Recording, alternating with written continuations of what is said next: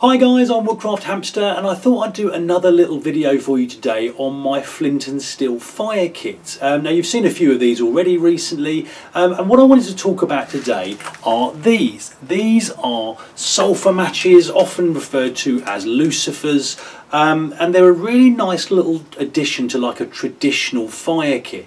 They're not completely necessary, but I do like them. They're a nice kind of little sort of unique thing to play around with, and they are very traditional. Now what I thought I'd do is I'll move the camera a bit closer in, I'll give you a bit more of a description of my understanding of these matches, and I'll show you how it is we would light them. Right then guys, so you've seen my little brass tinderbox before. I'm really enjoying this. It's starting to get a really nice little patina on it. I'm not buffing it or cleaning it. I'm just letting it kind of naturally kind of sort of age a little bit, and I really like it. Now these are our sulphur matches or Lucifers, and essentially it's a small piece of fairly kind of soft wood that has been dipped in liquid sulphur and allowed to harden. Now the first thing to say about these matches, as I say, is they're quite traditional, and they're not like your modern day matches where you strike them against something and they will light. That kind of technology or chemistry didn't exist when these were first invented, and the idea is you'll use these in combination with either something like char cloth or amadou or anything that will take a spark from a flint and steel, and I'm going to be using char cloth today because it's what I had to hand. And essentially you'll get an ember going, you'll touch the tip of the sulphur match to that ember, gently blow it, and what it will do, because sulphur has a very low ignition point, the heat from the ember is enough to get the sulphur to ignite. Now that's the theory. I have done this a few times before, but these matches are fairly new to me. I might look at making some of my own actually as well. I'm thinking about that at the moment. But anyway, what I'm going to do, I just want to move the camera around once again just so I can give you a better view of this, and I'll show you how these actually work. Right, so I've got my piece of flint and my char cloth. I've folded it over a couple of times just to give me a bit of a bigger surface area. I've got my striker, and all I want to do is get my ember onto this bit of char cloth, or get a spark to form an ember.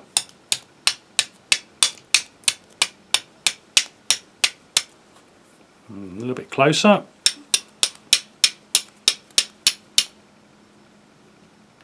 And there we go.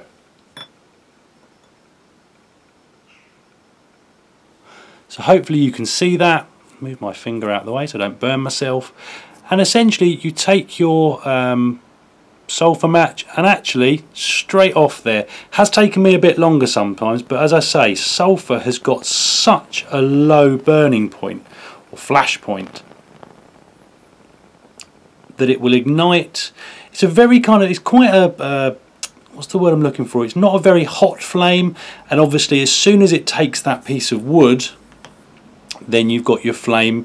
You can get that under your, I'm trying to block out some of the sunlight here guys so you can see this better, but essentially, oh, it's just gone out. It was my fault, I left it a little bit too long burning at the tip, but essentially that is how quickly and easily you can get one of these sulphur matches to light. Right, I've just shut my workshop door guys. I know this picture is going to be a bit grainy for you, but I wanted to show you this in a slightly darker condition. So if I can just get another spark.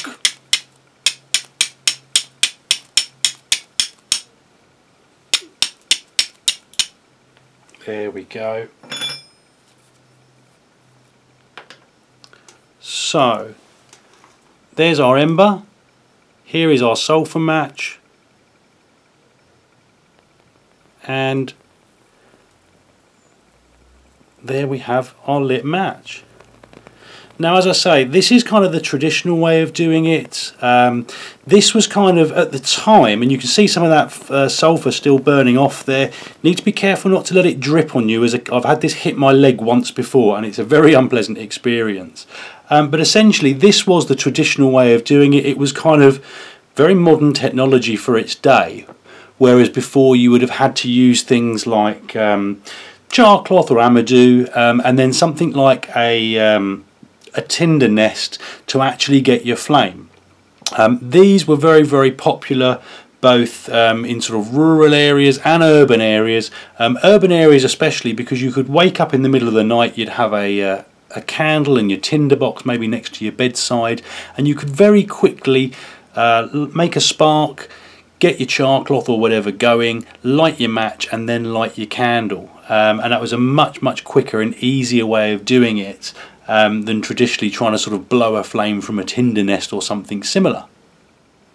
Right then guys, well I hope that was useful. I'm turning into quite a big fan of these sulphur matches. As I say, there are other ways to light fires, there are more convenient ways to light fire. But you know, these I think out in the field for me are going to be kind of my new best friend for the time being. It's just nice to be able to kind of have a new, slightly different method to use. I can keep a bundle of these in my little tinderbox. They take up hardly any space. Obviously, as you've seen, they're very thin. I've seen people making these out of coffee stirrers from coffee shops and those kind of things. The wood is very thin, brittle and dry. Ideal for this kind of thing because, as I say, you don't get a huge amount of heat from the sulphur in comparison to, say, a modern day match or a butane lighter or something like that. But you know, these are a really nice little addition, I think, to my flint and steel fire kit.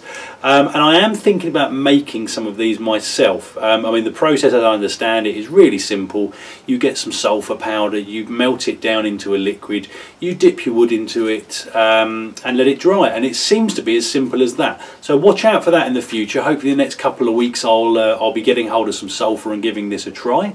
And as I say, hope it was useful. Comments and questions in the box below. Hit like and subscribe if you'd like to see more, and I hope you'll all join me next time. Cheers guys.